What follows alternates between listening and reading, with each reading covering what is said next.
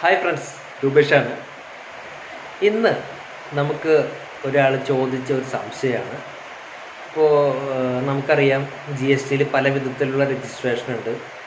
Regular സ്കീമിലുള്ള രജിസ്ട്രേഷനുണ്ട്, composition സ്കീമിലുള്ള രജിസ്ട്രേഷനുണ്ട്.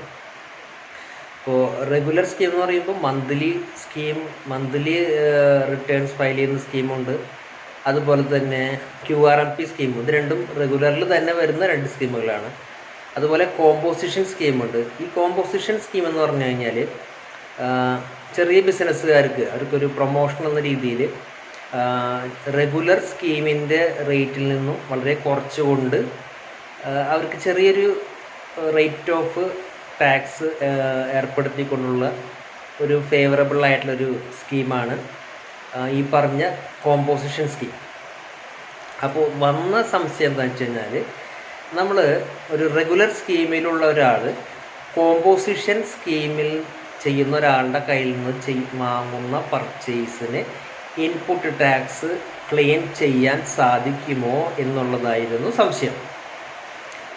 അപ്പോൾ അങ്ങനെ ഒരു സംശയമുള്ളവർക്കാണ് ഈ വീഡിയോ. അതായത് റെഗുലർ സ്കീമിൽ ബിസിനസ് ചെയ്യുന്ന ഒരാൾ കോമ്പോസിഷൻ സ്കീമിൽ ബിസിനസ് ചെയ്യുന്ന ഒരാളുടെ കയ്യിൽ നിന്നും വാങ്ങുന്ന പർച്ചേസുകൾക്ക് ഇൻപുട്ട് ടാക്സ് ക്ലെയിം ചെയ്യാൻ സാധിക്കുമോ, അങ്ങനെ അതിനെ പറ്റിയുള്ള സംശയമാണ് വന്നത്.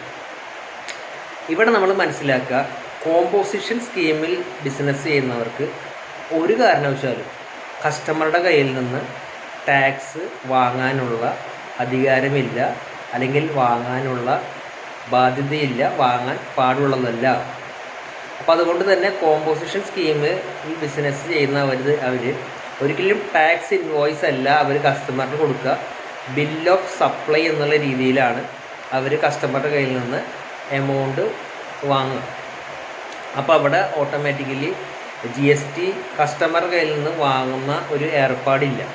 പകരം ആ ടേൺ ഓവറിനെ അടിസ്ഥാനപ്പെടുത്തിയിട്ട് ചെറിയൊരു ടാക്സ് കോമ്പോസിഷൻ സ്കീമിൽ ബിസിനസ് ചെയ്യുന്നവർ തന്നെ കയ്യിൽ നിന്ന് അടക്കിയാണ് പതിവ്.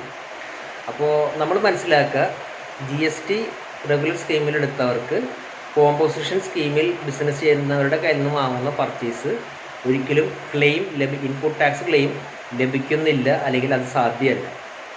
അപ്പോൾ ഈ സംശയം ചോദിച്ചത് കൊണ്ടാണ് ഇന്ന് ഞാനിത് ഒരു റീലാക്കി ചെയ്തത്.